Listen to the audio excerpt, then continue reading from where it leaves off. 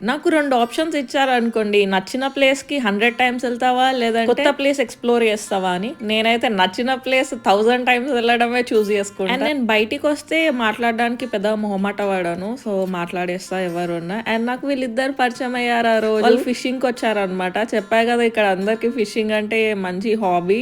They will do it for fun. So, ఇంకా సరే నేను కూడా జాయిన్ అవ్వచ్చా అని అడిగితే యాహ్! జాయిన్ అన్నది. ఓకే రికార్డ్ చేయనా అంటే ఆ! చేసేయండి చేసేయండి అని అన్నారు. They were so polite and humble guys. So that's Rufus on right and Soham on left. And నాకు నేర్పించారు.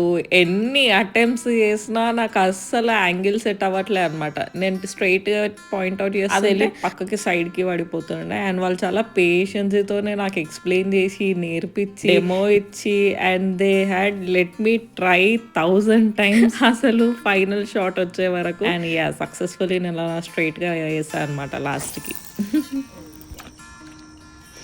Perfect.